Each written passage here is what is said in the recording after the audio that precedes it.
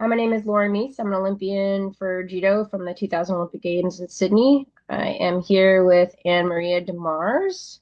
She is one of the pioneers of female judo in the United States.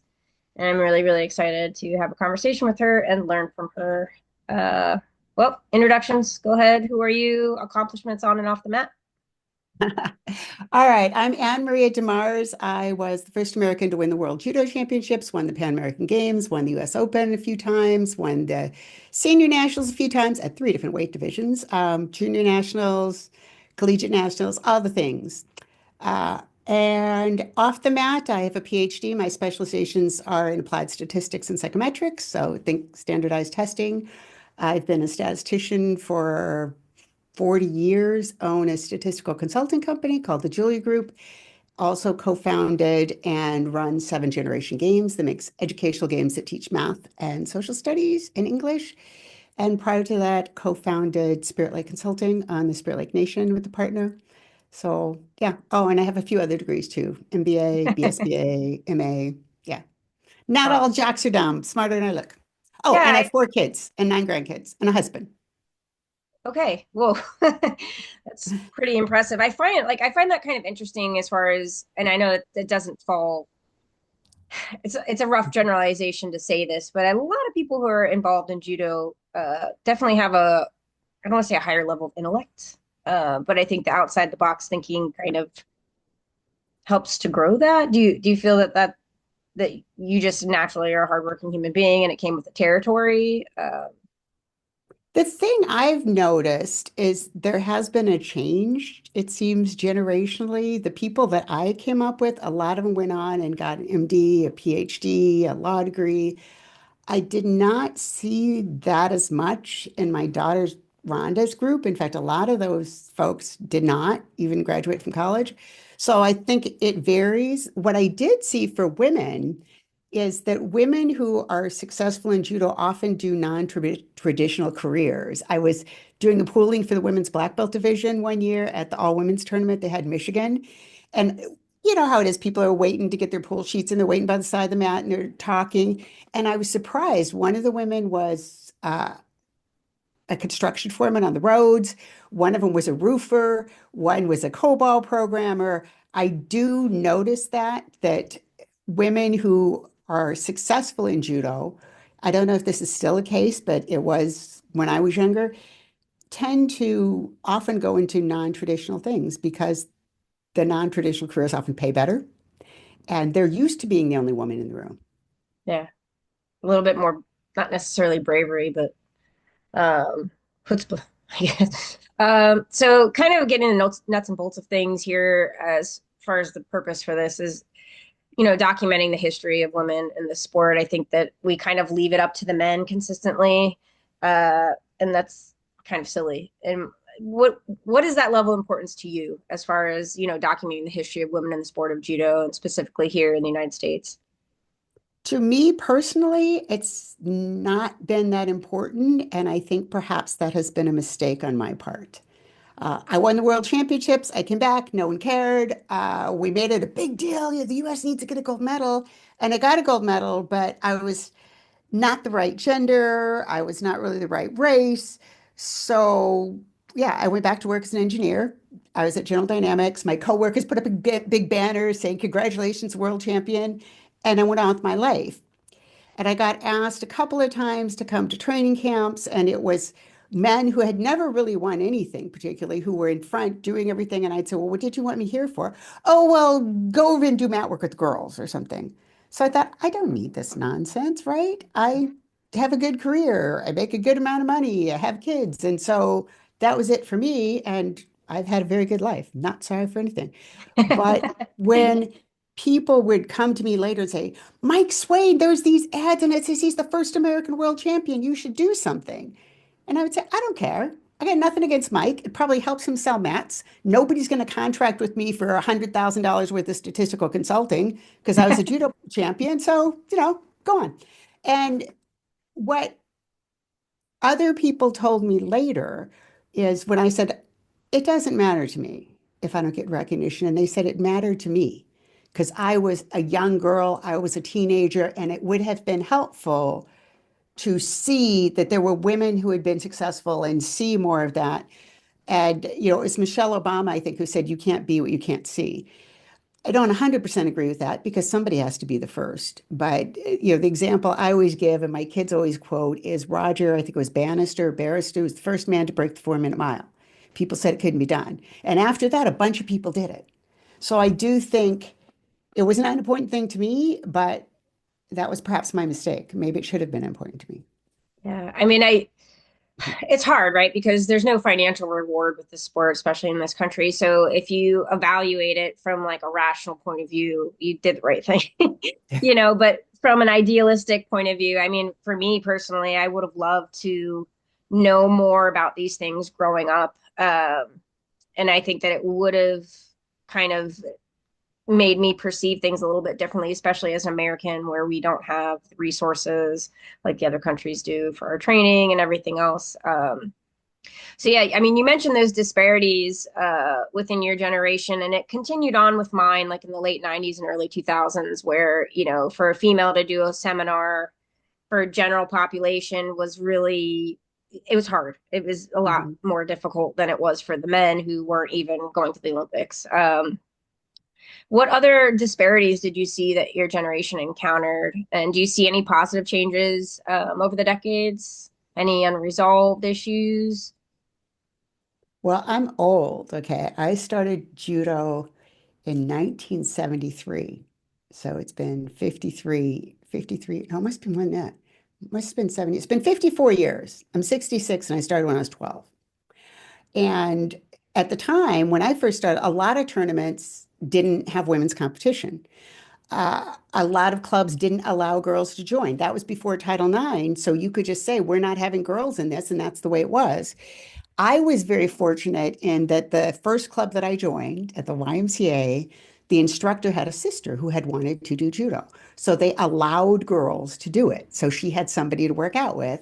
And by the time I came along, she was a black belt. So I was probably one of the few people coming up then that saw a woman black belt at the front of the room. So that was kind of cool.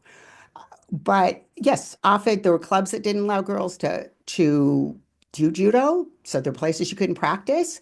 There were a lot of tournaments that didn't allow girls to compete. And I had a brother, and he always got to compete, but I we had to check the forms to see if it said I could compete or not. And then when people got promoted, there was this thing, you're supposed to have a white stripe down the center of your belt because we all know that women's ranks aren't equal to men's. And I'm proud to say I have never worn a white stripe on my black belt. And I told people, if you are man enough to put one on me, I will wear it. And I have yet to wear one. So there was a lot of discrimination. I mean, for a variety of reasons, got very good at arm bars. There were people who would think that there should not be a girl in this club. There should not be a woman in this club. And they would try and beat me until I left. And I am not nearly as nice a person as some people think I should be. And I would get him in an armbar and say, listen, buddy, what's the odds I will not get this at least one more time? And the next time I'm doing a back bend on it. And yeah, people would say once one of the US coaches who I actually liked, but he had thought he had hung up the phone after talking to me. And I heard him say to somebody, yeah, she's a great judo player and smart as they come, but she is crazy. So I think that served as a barrier for me for a number of bad things that happened to other people. But yes, there was on every level you can think of it, even up to currently. When I ran for president of the USJA, there was an older guy that we're all supposed to be respectful to our elders, right? Yeah. And he said, well, I'm going to vote for somebody else because, with all due respect, I don't think a woman should be writing things. I don't think a woman should be president. And I said, well, with all due respect, go fuck yourself.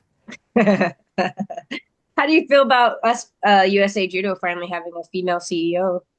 Uh, I I presume Corinne will do a good job. Corinne and I were on the US team together to the British Open, and it's funny. She was married to somebody much older, and I had been asked to marry Rhonda's dad, who is much older than me, and um, I I wanted to marry him, but I wasn't so sure. And so Corinne was pretty cool as giving me advice and stuff like that. So as a human being, I think she's a fantastic person. I hope she does a great job. I haven't been in a lot of contact with her for a long time, but I know she's a really good person and I wish her all the best. I'm pretty stoked about it. I think that like over a period of time, and sorry to be so vulgar, but like it's this giant dick swinging contest, and we get no, but like as females, I think we get lost and just kind of sit back and go, oh geez, Jesus, here we go again. Like let the swinging begin, and it's diverted into ego instead of translating itself into the betterment of the athletes. Yeah. You asked if things had gotten better. I'll tell you one thing that I have seen get better. When I was younger, we just put up with a lot of crap because it happened so often. Uh, you would be throwing somebody and it would someone would say, "Oh, you're getting beat by a girl," and we were just so used to it, right? So it's like, "Okay, this guy's an idiot." I've seen it when my daughter, when Rhonda was training, and she'd throw somebody in practice, and somebody from the edge would say, "You got beat by a girl," and she would stalk over there and she'd say, "I worked my ass off every day of my life. This guy comes in here 3 times a week. I ought to beat him."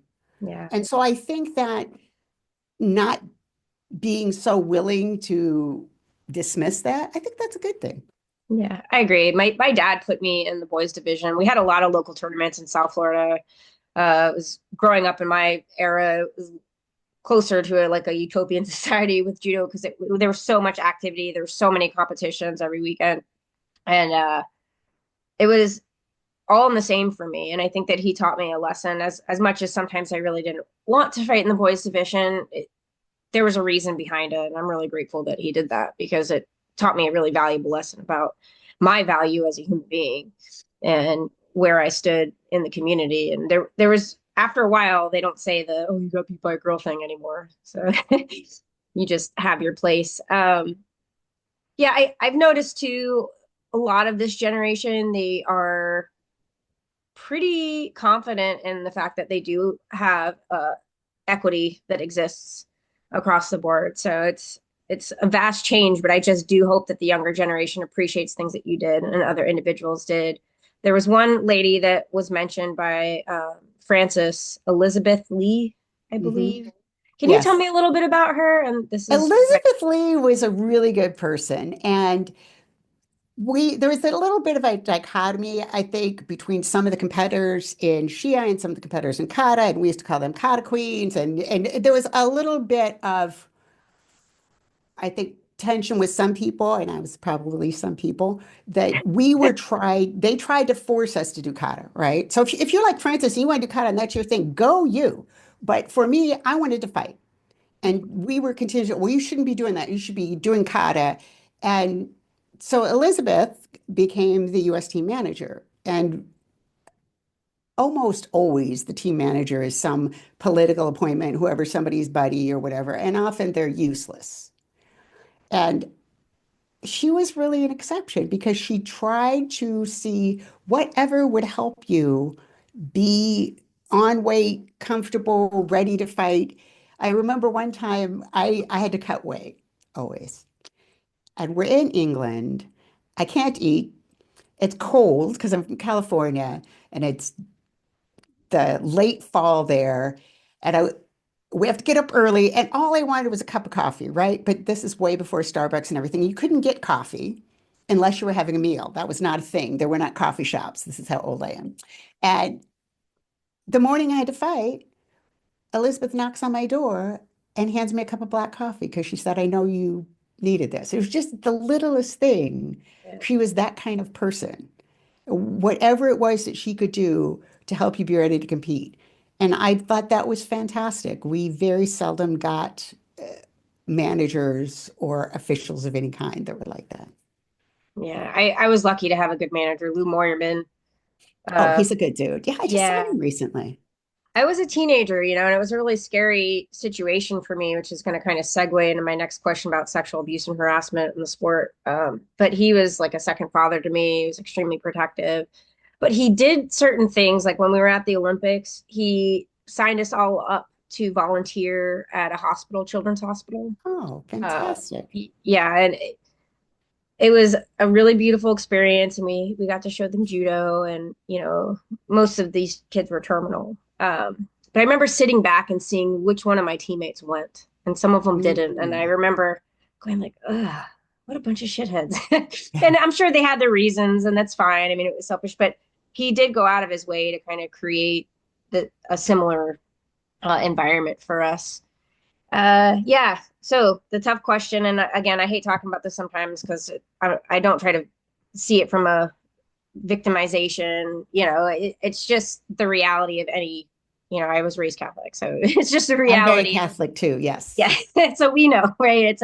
So you don't want to generalize or deter anybody from the sport, but what was it like for you guys back then, as far as that realm is concerned?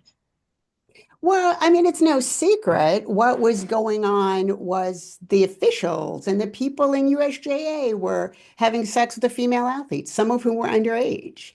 And I witnessed a lot of it. I mean, not in the room, but some of it happened to my friends. And, there were people that hit on me, and I told one of them, one of the referees came up and put his hand on me, and I said, if you touch me again, I'll break your fucking arm. And the thing is, I mean, you laugh, but I was not a very popular person. You can ask anybody. I was not one of the nice girls. I did not come from a nice home. My parents didn't take the referees out to dinner. So I was not very popular. If there was ever any team that it was picked, I was not picked. So there were girls who felt like they had to get along. Maybe they didn't want to miss out on a chance of getting on a team. Maybe this was their personal coach. There were coaches who were having sex with their, 40 years younger athletes. So maybe the athlete's 20 and the coach is 60. Yeah. Sometimes the referee was, in his late 40s and the girl was 16 and nothing was done about it. So, and people say, well, who did you tell? Who are we going to tell? We Yeah. going to tell USA Judo because they knew about it. No, and when Rhonda started competing, she didn't go anywhere unless I went with her or another kid's mom went with her. And she stayed in the room with them. And she would argue with me about it. And she did go to, I know you're from Florida. And, oh my gosh, I know his name, the guy who runs the Junior US Open. Jerry Navarro. Jerry Navarro, God, again. Yeah, I knew him, but I didn't know him super well. And he was the coach to the one event Rhonda went to without a parent, like either me or another kid's parent I knew. And boy, Tony Mojica swore on his life that Jerry was a good guy. Because I'm like, Tony, if something happens to my daughter, I'm coming after both of you. But as a general rule, I didn't let her go anywhere without a chaperone. And I went everywhere without a chaperone because I would stab you. And that is not an expression. I did not grow up in Santa Monica. So I think as sexual abuse is a general rule and child abuse in general, people who commit those crimes look for it to be safe. Yeah. They look for somebody who won't tell on them, that they can pressure not to telling on them, or somebody who the parents want their child to succeed enough, they will turn a blind eye. Uh, or there's not somebody in the picture that will shoot them. And that's what they look for. And I was not safe. Let me tell you, I'm still not safe. And my kid was not safe in the terms of, I will bury you in the backyard. And that's not, and then there are parents too. I mean, there was, well, I'll just say it on here. I mean, Kayla Harrison, there were people afterwards like, I knew something was going with Danny Doyle. I swear to God, I was at parties with him and her. I had no idea. And We so did. sometimes, I huh? Pardon? You, Well, there's a young girl named Hannah Carmichael that I used to work yeah, with. She's from Budokan. She's from yeah. Abelio Garcia's club. And she was friends with Kayla. And I remember, like before a match, Doyle was like really overly touchy.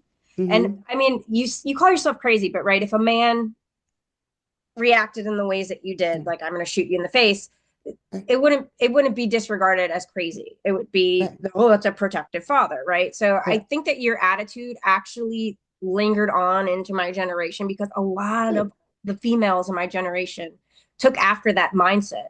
And when he would do stuff like that, we'd be like, stop touching her so much, you fucking Mm, creeper. Like, what is wrong with you? Leave her alone. Like, you don't need to massage her shoulders and be so yeah. touchy, gross. And we would say that, but we just thought that he was kind of an awkward person and maybe Hmm. there wasn't like a direct Right. clear, But yeah, a lot of us in that generation had that attitude. And I think that seeing the little tough snippets of your generation that like lingered through probably facilitated that. But like you said, you never know. And there's situations where you're just flat tricked into it. I mean, Right. there was a, when I won nationals one year, high level individual in USA Judo said, we're having a party for all the gold medal winners at our hotel. And myself and Amy Tong showed up. They're like, sit back, relax. Nobody's showing up. And the guy starts putting porn on. And Amy looked Is at it me. Fletch the Lech? I'm not. No, um, fuck him. He can try and sue me if he wants. I have affidavits of those girls he molested.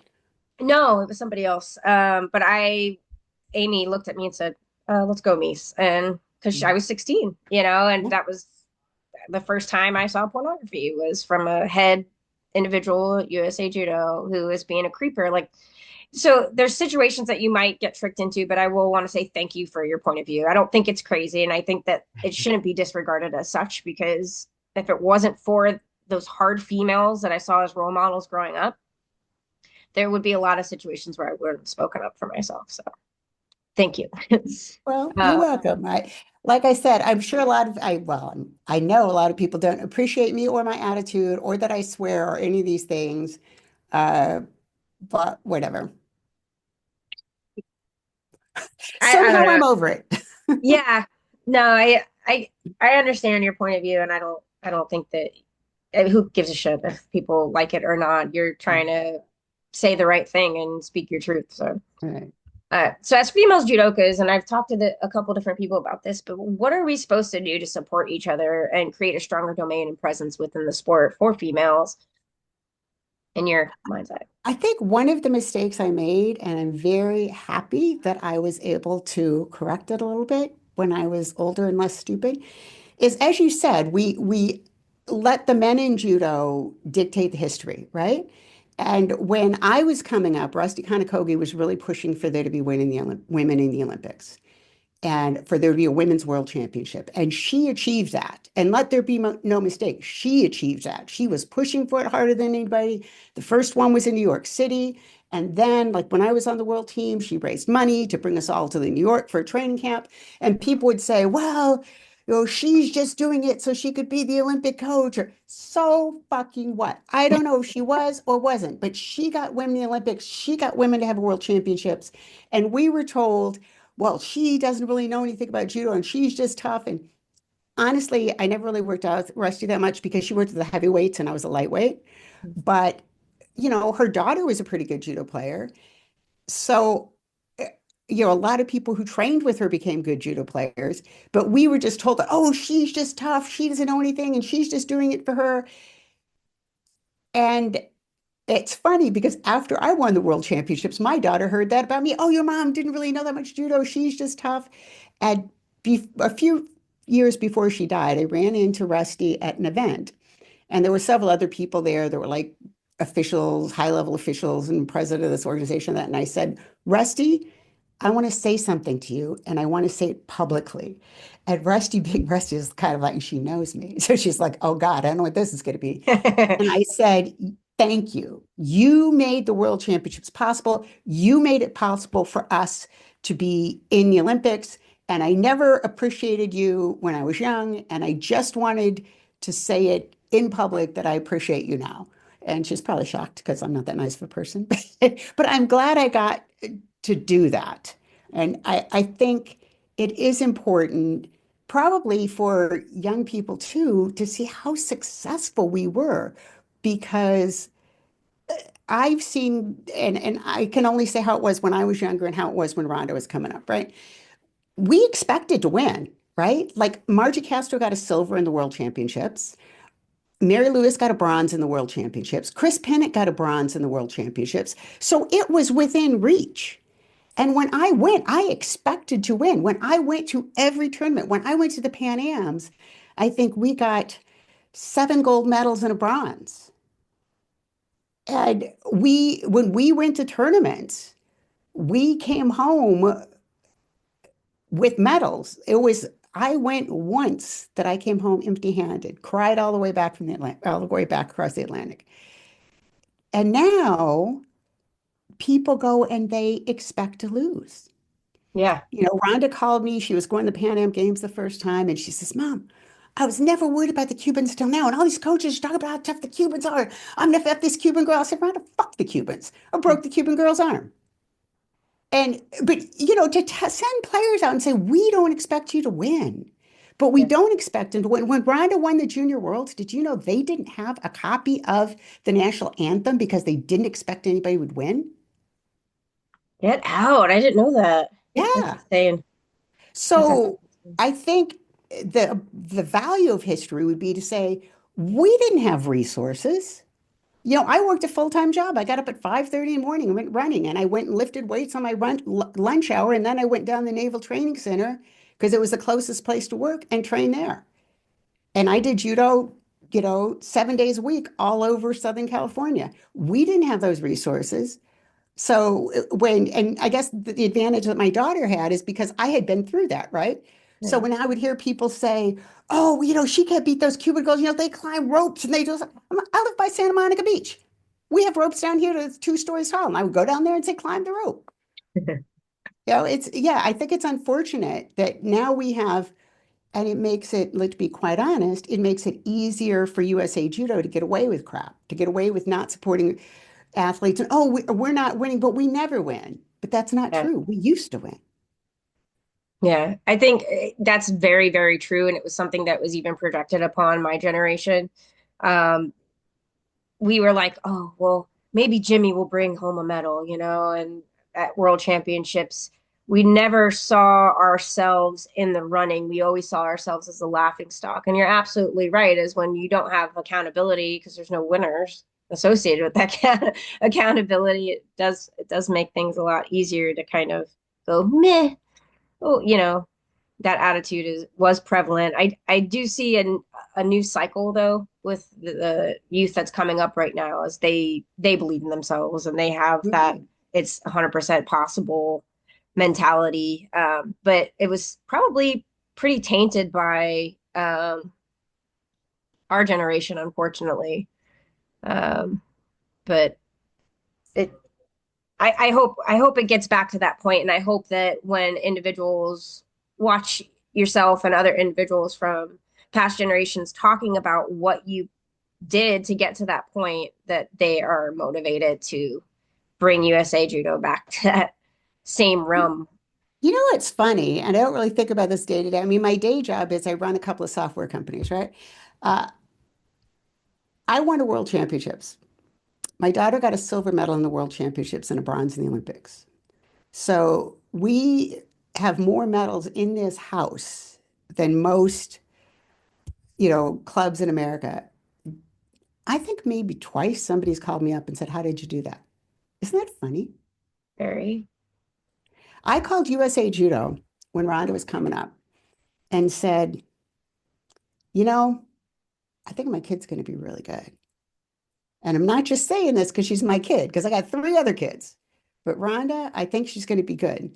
Can you send me whatever your training plan is, whatever your development program is for highly gifted athletes, for high potential athletes? And they laughed at me and said, that'd be good to have, wouldn't it? I'm like, well, you people are useless. So, what I would do is I looked at things that worked for me, but then whenever I was somewhere and I would see somebody, like Lynn Rothke, for example, somebody who got like a silver medal in the Olympics in the world. So she came really close. And I would say, what if I could go back to you when you were 15? So Rhonda was 15 at the time. If I could go back to you when you were 15, what could I have done for you that would have made better? And so basically that's what I did is kind of tried to cobble together things the best I could. And it was funny because at the time, I had a new baby. Rhonda has this, well, a little baby. Rhonda has a sister who's almost over 11 years younger, and a company and kids in college. And so this was not my main thing, but obviously this is my baby, Rhonda. So I'm going to do whatever I can, right? It's unfortunate that we do not have, maybe we pretend we have something right now, but a lot of what we have is come train with me. I'm Coach Awesome. Not here's what you can do where you are. That's very true. Well, there's an exception though, because Chris Round, uh, the master's program.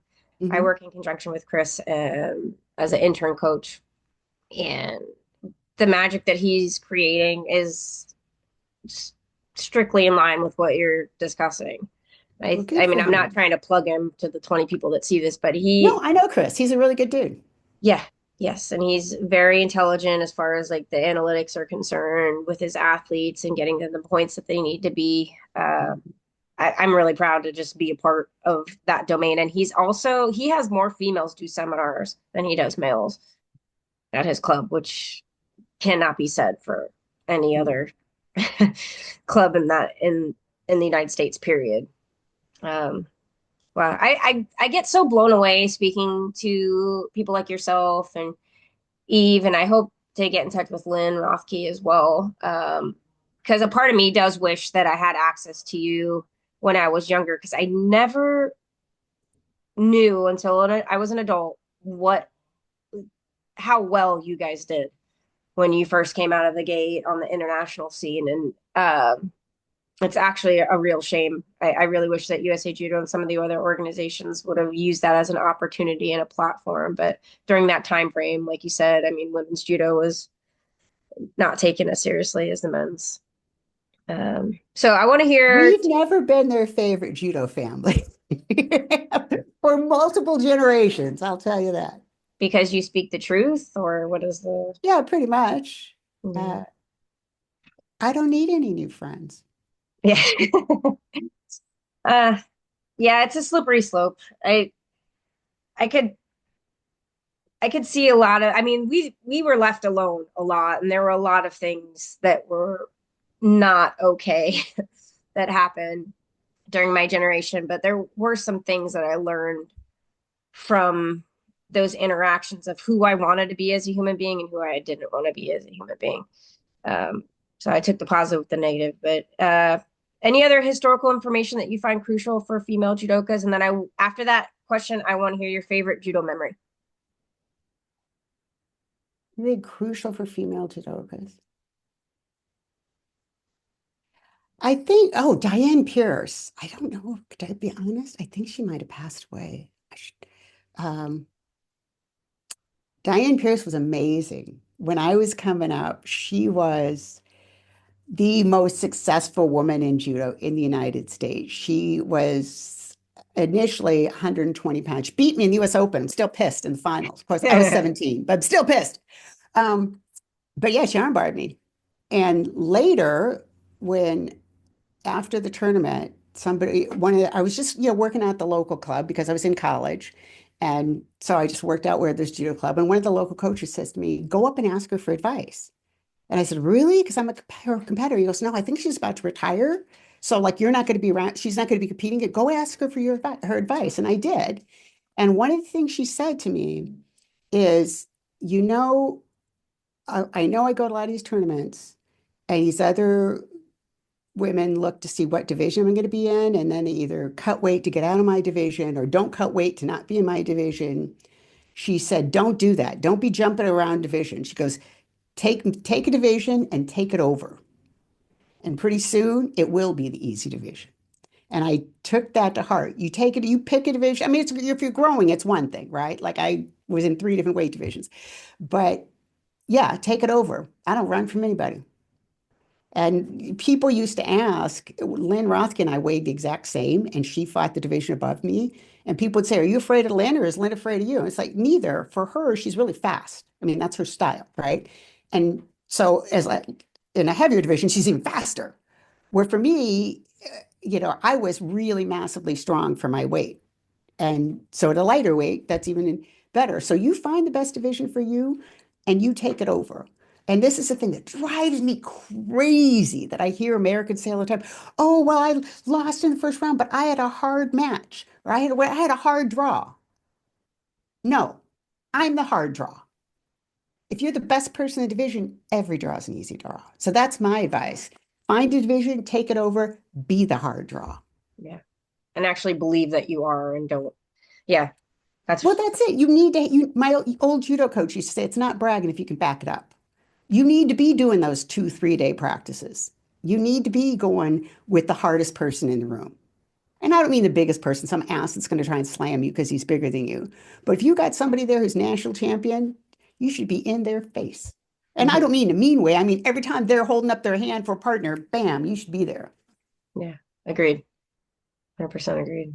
That was definitely promoted, I will say, when we were like doing the European tour and stuff like that. As much as I mean, I was 16, which your daughter beat my youngest to go to the Olympics for judo from the United States record, but then another young lady named Nicole Cubes beat her up. But No, they actually, Nikki and her are good friends. Nikki is just about a month older than her.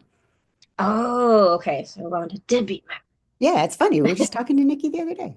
Oh, You know, she's a awesome. police officer now. Oh, You awesome. should have Yeah, Nikki on. I She's a grew great up with person. her. Her Oh, sister, her sister competed against Christina and Netzos. So we all hung out a lot growing up. Yeah. To close it but out, my, just tell me your favorite judo memory. oh my God, it's got to be winning the world championships. What's going to top Uh, that? Right? at the first women's event, No, it right? wasn't the first women's world It was championships. It was 84. the third. Um, Okay. the first one, I was in graduate school. The second one, I was number one in the US and I was married and I got pregnant. So I had a baby. And I actually was back to number one in the US before the Worlds, but they had already picked the team. So I had Maria in September and I won the US Open in October, which now, before my children had their own babies, they were not so impressed with that. So yeah, the 82 I had Maria, and so 84 was the third one. That's when I went. What was that feeling like? It was amazing. And I tell everybody, if you have the opportunity to be best on the planet on anything, you should do it. I sang all the words of the national anthem. I was very happy. We had a long national anthem because it goes a long time. And then I did cartwheels down the whole stadium. What are they going to do? Take my medal back? You know, and the Eastern European women and the Japanese women, they're very stoic and they're very this. I'm like, ooh, and I did cartwheels down the whole stadium. It was amazing.